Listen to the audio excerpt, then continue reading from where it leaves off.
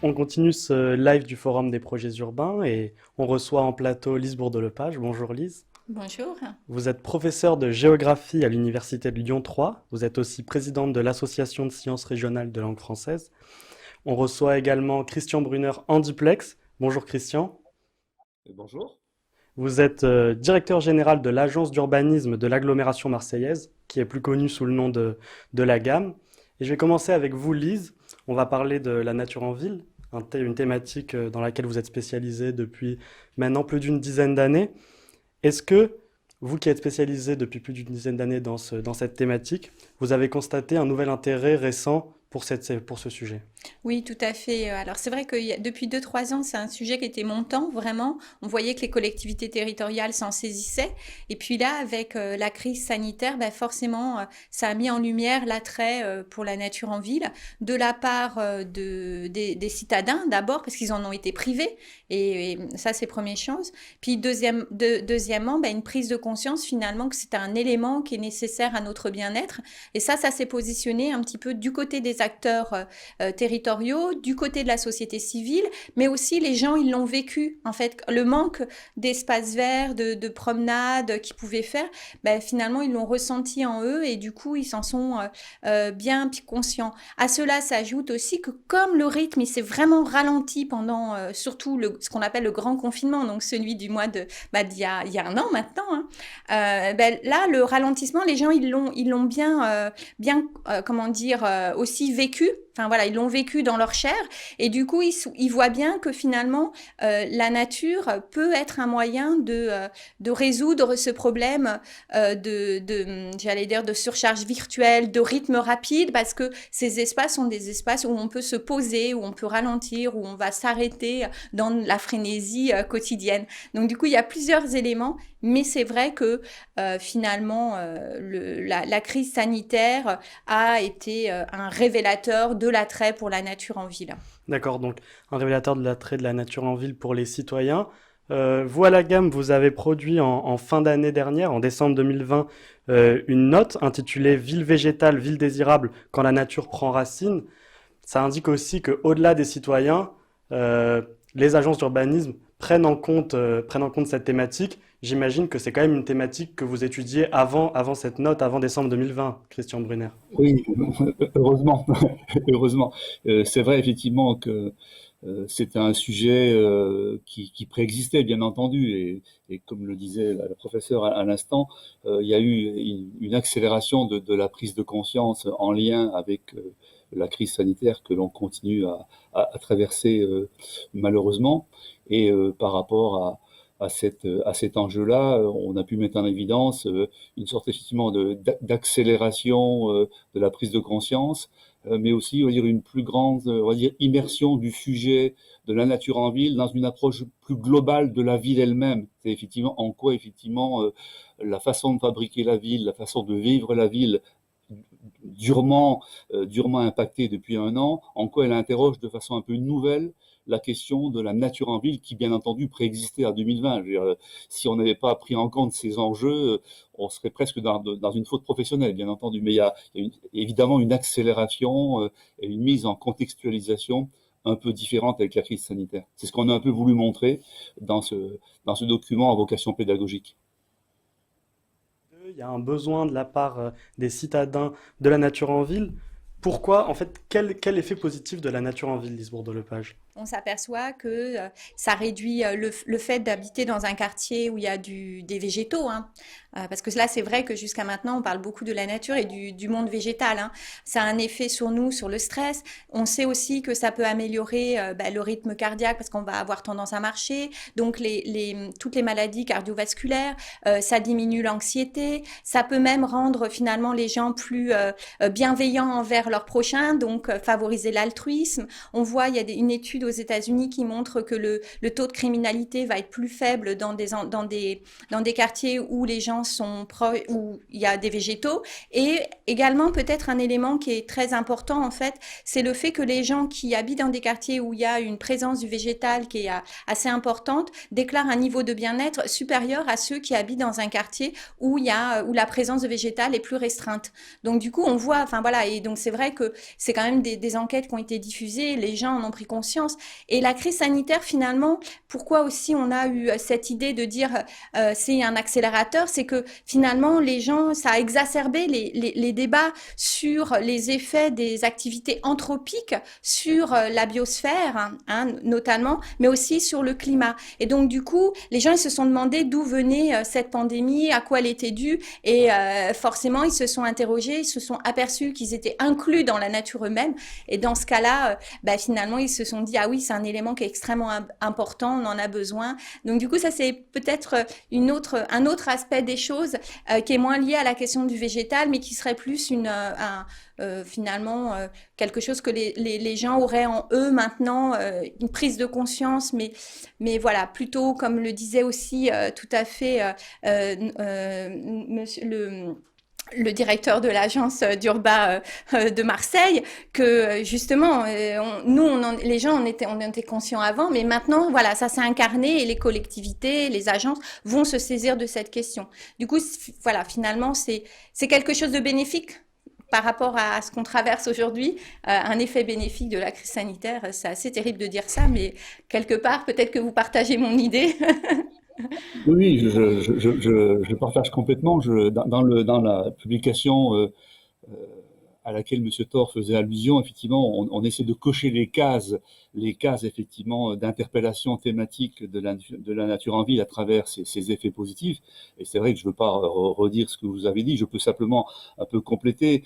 Par exemple, en termes de développement économique, on sait effectivement que la présence du végétal, la création d'agriculture urbaine, ça génère de l'emploi, ça génère des circuits courts, il y a la création effectivement du bien vivre ensemble, il y a la création de la valeur foncière, il y a on va dire l'incitation positive sur l'évolution des formes urbaines, la prise en compte du verre dans le bâtiment, tout ça nous amène à réfléchir à nouveau sur la conception de la ville, la conception des bâtiments, la conception des espaces, la question bien entendu de la transition énergétique, sur le CO2, sur le maintien des sols, la lutte contre l'érosion des sols. Donc il y a de multiples avantages effectivement à évoquer la présence et surtout le développement du verre, on va dire du verre dans la ville.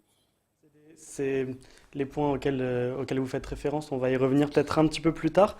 J'aimerais revenir un tout petit peu en arrière. Lise Bourdelepage a dit que les citadins s'étaient rendus compte qu'ils étaient inclus dans la nature et que c'est ça qui a accentué la prise en compte du besoin de nature en ville. Vous partagez cet avis, Christian Brunner?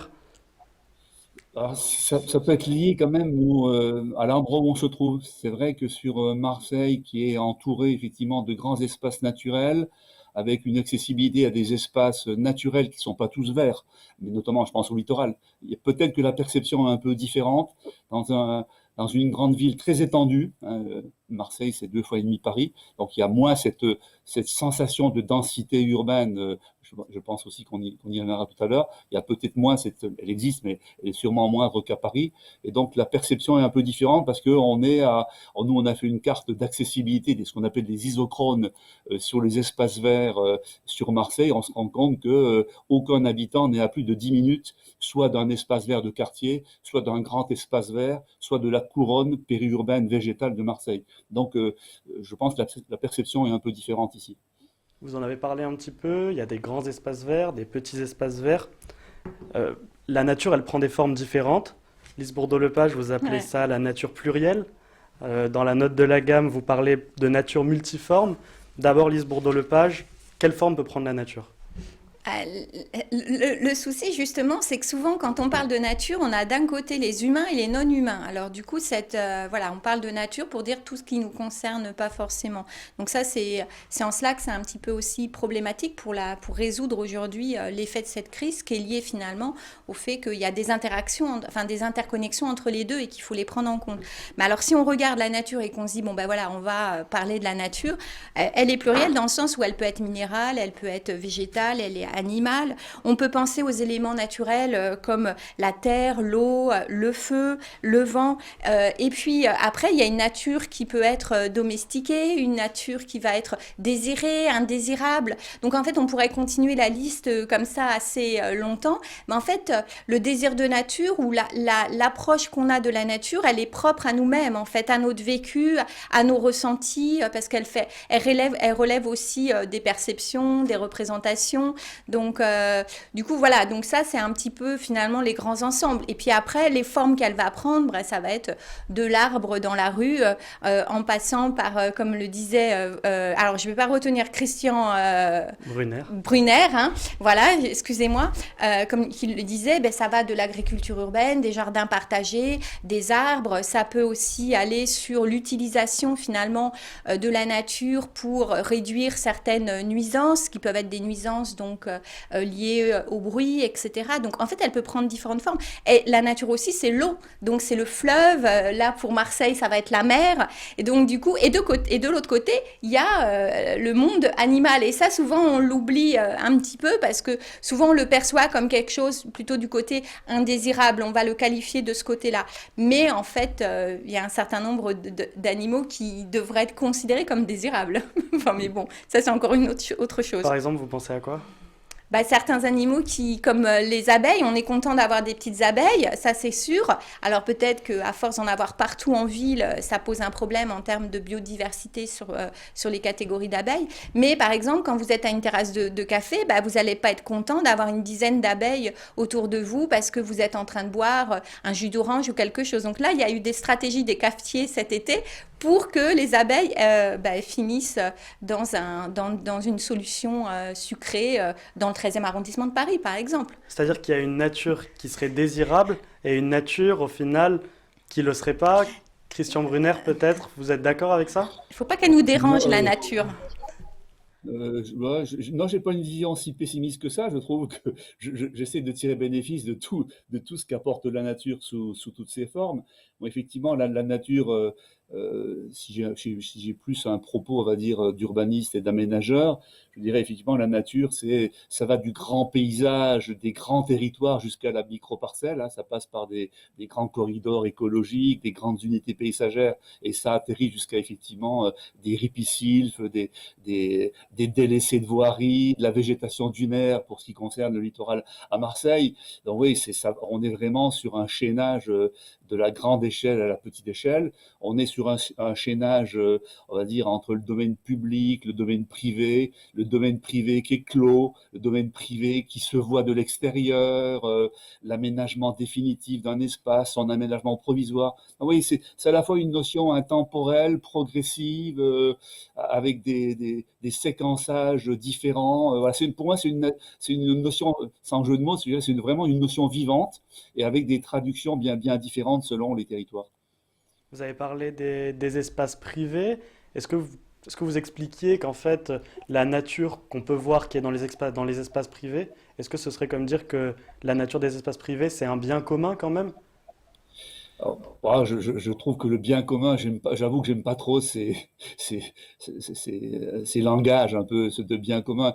Je dis simplement effectivement que nous, on a fait des études pour montrer que dans des rues, par exemple, étroites, où il était difficile de planter des arbres parce que la rue était étroite, tout simplement, le fait d'avoir sur des espaces privés de la végétation qui dépasse de la limite de la clôture, du coup, ça fait participer, ça donne l'impression qu'on est dans la parcelle privée, alors qu'on appelle ça bien commun ou pas bien commun, je ne sais pas. Je dis simplement que la parcelle privée, elle peut participer aussi à la perception générale de la nature en ville et avec les mêmes avantages qu'on a listés tout à l'heure. Lisbonne de Lepage, vous êtes d'accord?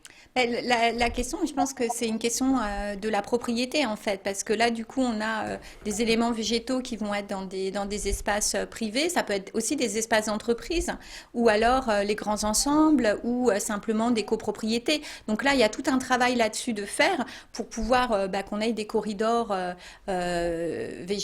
végétalisés, ou enfin des corridors verts, on va dire, hein, ces fameuses trames, hein. Et puis de l'autre côté, il y a quand même le fait que ce sont des espaces qui finalement peuvent bénéficier à l'ensemble de la population. Donc est-ce que c'est un bien commun? On ne va pas rentrer dans le débat des biens communs parce que là, on irait trop loin. Mais c'est vrai qu'en tous les cas, ça crée des effets qui sont pas forcément immédiats, mais qui peuvent se propager à plus longue distance. Et puis même au-delà même de ce que l'on peut imaginer si dans cet espace privé, comme vous disiez, ben, finalement, il y a une grande biodiversité et que on ait des insectes, etc. Donc du coup, on voit bien que finalement, il y a toujours eu cette question quand on parle de nature en ville, appropriation de l'espace public et tout. Alors vous allez me dire, alors là, depuis tout à l'heure, vous allez dans les controverses. Oui, je fais exprès, évidemment, hein, pour mettre sur la table des sujets. Voilà, mon dernier bouquin, il s'appelait Nature en ville, désir et controverse, c'est bien pour ça. Donc sur le désir, il y a une unanimité. Mais par contre, voilà, sur les controverses, sur ce qu'on peut faire, comment on peut le faire, c'est plus compliqué. Mais je pense que, enfin, voilà, la vision de Christian Brunet est tout à fait cohérente et je la partage complètement. Mais voilà, la question c'est enfin, quel est l'acteur ou la personne qui est en train de parler de la nature parce que c'est lié, comme je vous disais, à nos représentations, à notre culture, c'est très lié à ça. Déjà, le fait de parler de nature, ça veut dire qu'on se met en écart, qu'on l'observe, que voilà. Donc ça, c'est vrai que moi, ça me pose de plus en plus de problèmes quand on voit qu'il y a une interconnexion entre les humains et ce qu'on dirait les non-humains et que du coup la santé des humains dépend de la santé des végétaux, des animaux, etc. Donc c'est quand même One Health qui nous dit ça à l'échelle internationale. Donc du coup c'est aussi pour changer un peu peut-être notre manière de percevoir et finalement ça finit par donner quelque chose en termes d'aménagement qui va être différent.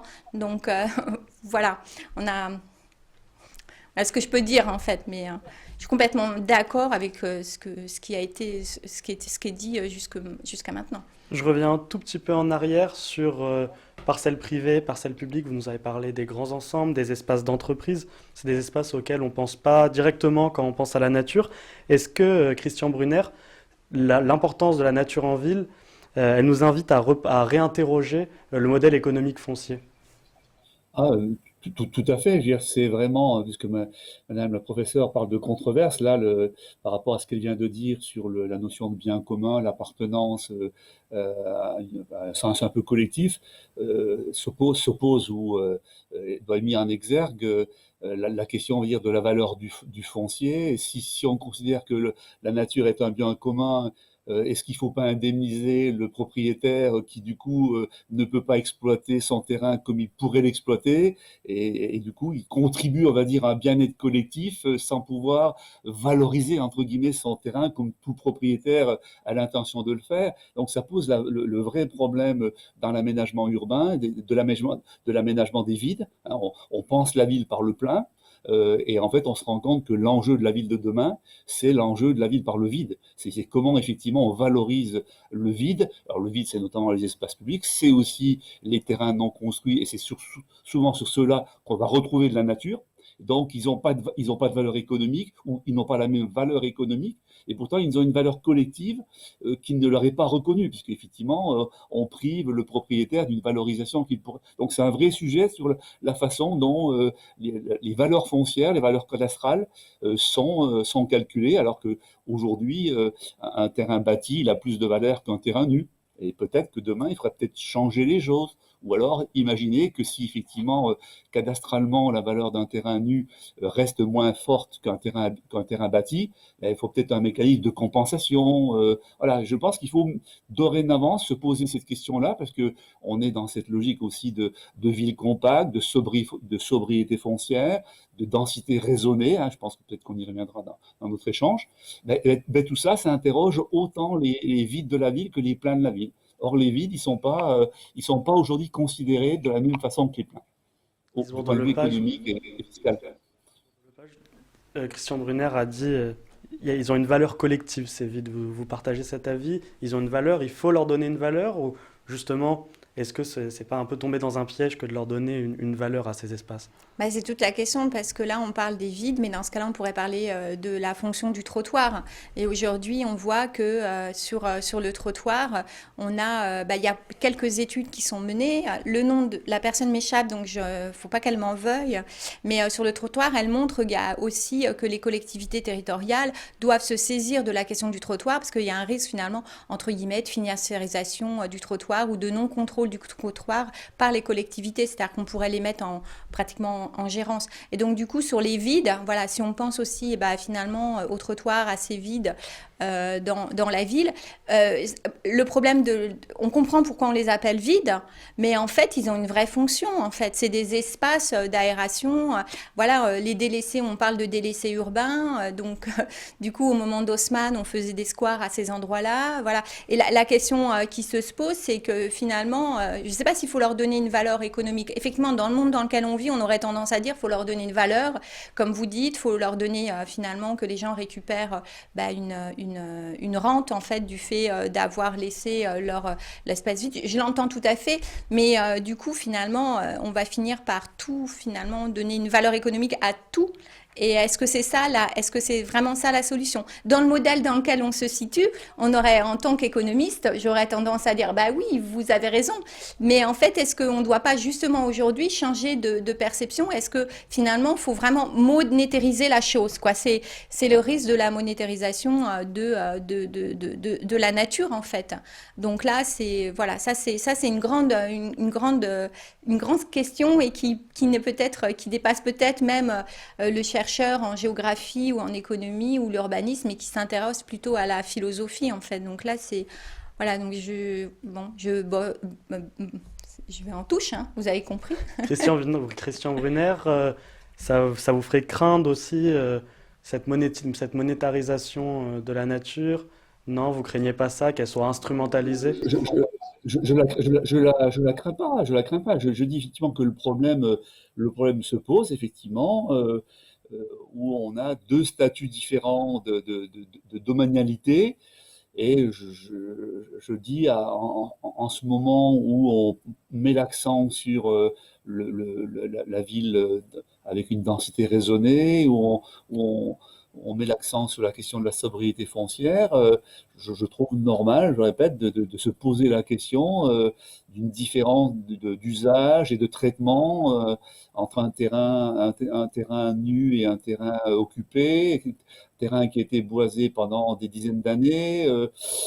Voilà, peut-être qu'il y a 20 ans, on ne se posait pas la question parce que bon, on raisonnait pas comme aujourd'hui sur la limite nature-ville, la nature urbain, périurbain. Aujourd'hui, si on veut effectivement aller vers cette ville compacte avec une densité raisonnée, on est obligé de se poser les questions, on va dire, de l'usage de tous les terrains, de tous les espaces, il n'y a pas que des terrains, de tous les espaces. Donc, moi, je pense que la question se pose si on veut vraiment, effectivement, embarquer tout le monde dans cette vision partagée.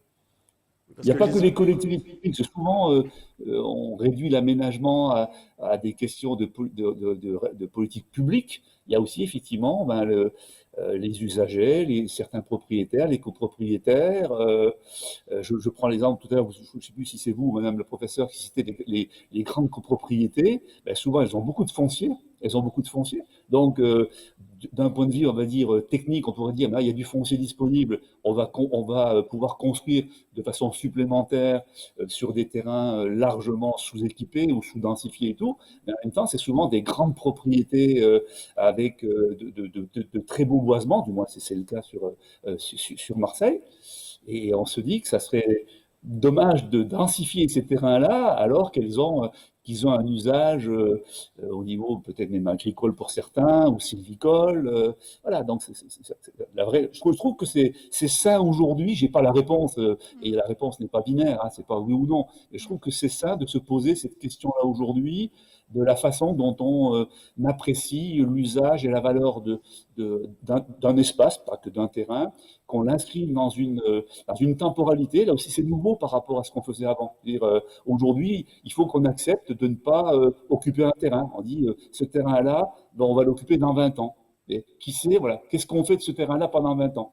On ne veut pas tout construire tout de suite ou tout aménager tout de suite. Il faut se donner le temps de la réversibilité. Et c'est souvent sur ces espaces où la nature est déjà présente, où elle peut être présente, que la question de la réversibilité des usages, elle se pose. Voilà, je crois que Tout à fait. c'est des discussions saines qu'on peut avoir. Je répète, il n'y a pas de réponse mécanique hein, ou dogmatique. Vous avez fait référence à de nombreux acteurs, des acteurs publics, privés. Ça pose aussi la question de qui doit se saisir de cet objectif de nature en ville. Souvent, on a tendance à donner un peu le paquet aux collectivités publiques. Lise Bourdeau-Lepage, qui doit se saisir? On voit aussi des initiatives où les citoyens vont eux-mêmes mettre du végétal dans les rues. Ce qu'on a pu observer, c'est au cours des 10 dernières années ou 20 dernières années, c'est que d'abord, souvent les acteurs, entre guillemets, publics ont été suiveurs. Les jardins partagés, c'était demande d'associations. Donc après, ça s'est institutionnalisé. Donc il y a certaines pratiques qui vont être institutionnalisées. Et donc du coup, on dit que les collectivités territoriales sont suiveuses dans le mouvement. Mais ça, c'est une partie du mouvement. Ça serait ignorer tout ce qui est fait à côté. Donc du coup, c'est vrai qu'aujourd'hui, on a le sentiment que, alors on a le sentiment que finalement, des fois, la gestion peut être laissée aux associations, aux citadins, aux habitants en fait, mais d'une certaine manière, c'est jusqu'où ça peut aller dans le bénéfice. Est-ce que ça peut être suivi? Combien que ça coûte? Est-ce que c'est pour diminuer des frais de gestion? Est-ce que c'est pour faire finalement du participatif. Donc il y a toutes ces questions qui se posent et je pense que la réponse finalement, elle est dans votre question. Elle est c'est multi-acteurs en fait.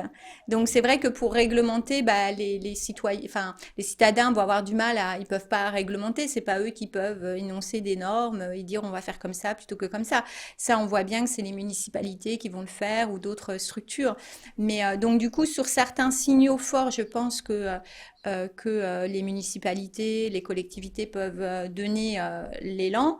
Et après, il y a évidemment le côté des citadins qui, eux, jouent aussi un rôle parce qu'ils sont influenceurs, en fait, quelque part. Donc, du coup, il y a une boucle de rétroaction qui se fait.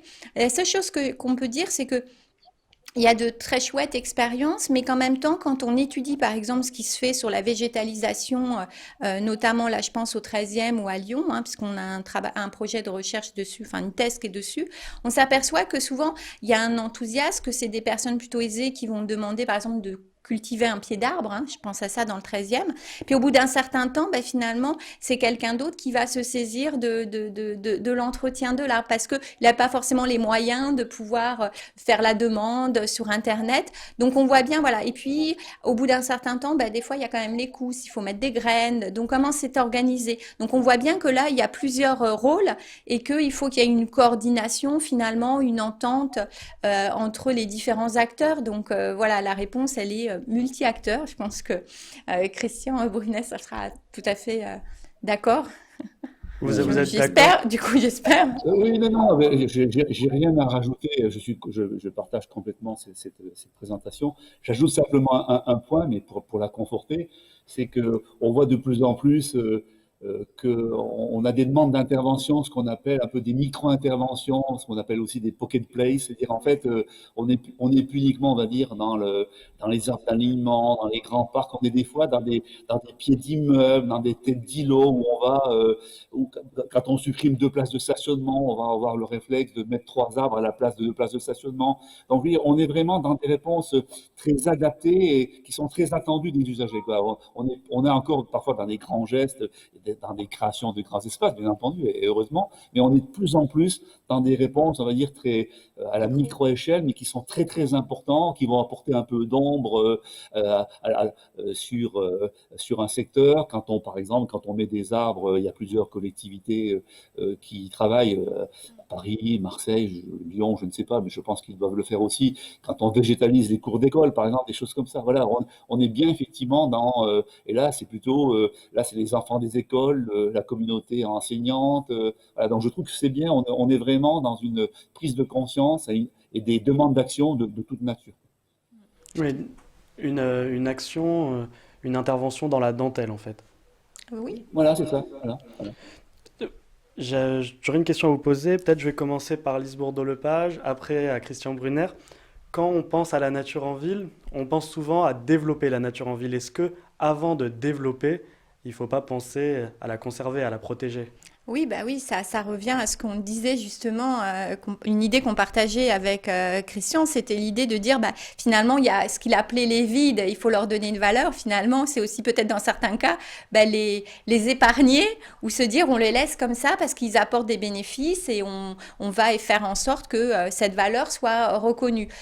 Donc, il est évident que c'est vrai que jusqu'à maintenant, bah, alors quand on utilise le terme protéger, conserver la nature, derrière, il y a des idéologies, on va dire, hein, ou des courants de pensée.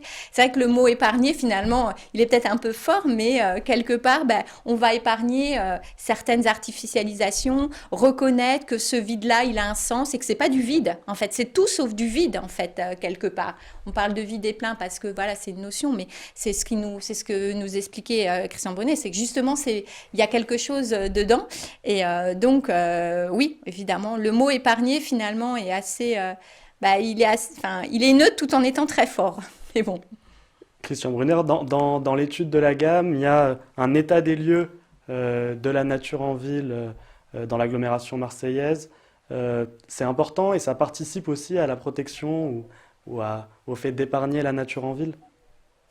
Ah, bien sûr, bien sûr. Non, mais il faut effectivement, il y a un besoin, et là, on retombe dans les missions d'une agence urbaniste. Il faut déjà la connaître, l'observer, la démembrer, la nommer, montrer ses diversités. Donc, il y a un vrai enjeu de pédagogie de la connaissance. Donc, c'est ce qu'on s'attache à faire tous les jours, hein. C'est un combat de tous les jours. Il y a aussi une action de sensibilisation avec tous ceux qui interviennent sur l'espace public ou sur la ville en général. Je pense par exemple aux concessionnaires de réseau qui sont des fois peu soucieux de la qualité urbaine et quand on évoque de la présence végétale et quand on lève la tête, on a des fils partout. Donc voilà, on a vraiment, il y a un besoin de pédagogie très important. Je pense que c'est une matière, un domaine assez consensuel.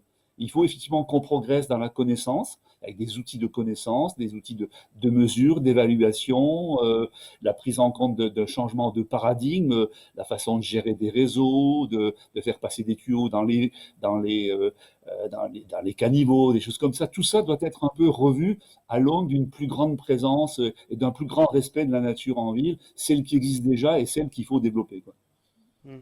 Alors justement, après avoir fait un état des lieux, quelle ampleur du travail qui reste à faire? C'est énorme, hein, énorme, parce qu'effectivement, on est, je dis pas au balbutiement, mais on est effectivement dans un changement de paradigme, hein, toujours en lien avec cette nouvelle approche un peu de la ville compacte. Donc, il faut qu'on utilise un peu tous les leviers.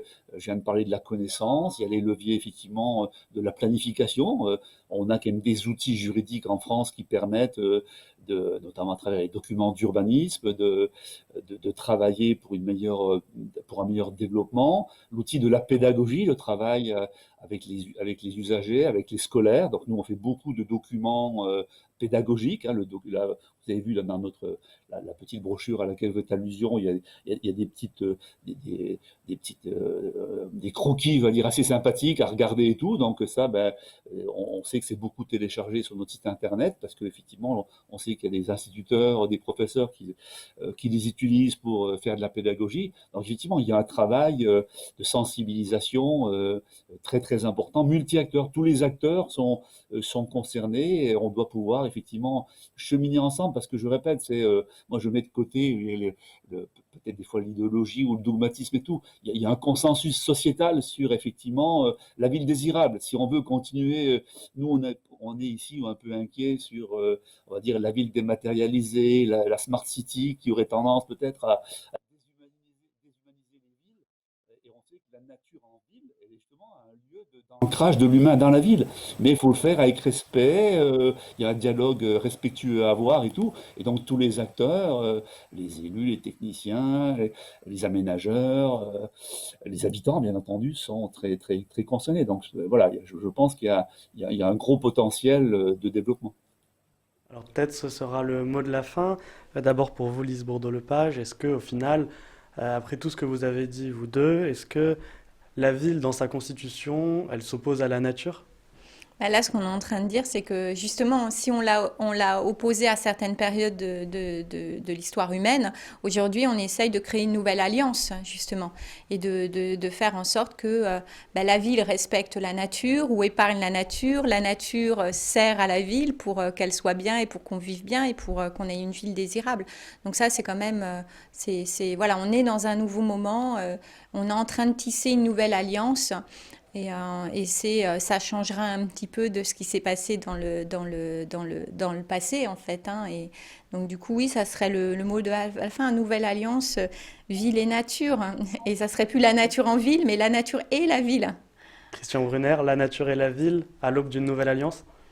Bien sûr, non, je suis d'accord, hein. Donc, moi, je fais référence à la ville hygiéniste, donc, tous les écrits sur la ville hygiéniste il y a 100 ans. Effectivement, il y a eu une grosse parenthèse où peut-être on a été moins sourcilleux sur ces sujets-là. Je pense que c'est la bonne occasion de retisser des liens et de redire effectivement que le, la ville doit être au service de ses habitants, au service de la nature, et il n'y a pas d'opposition. Il y a au contraire un chemin à parcourir ensemble.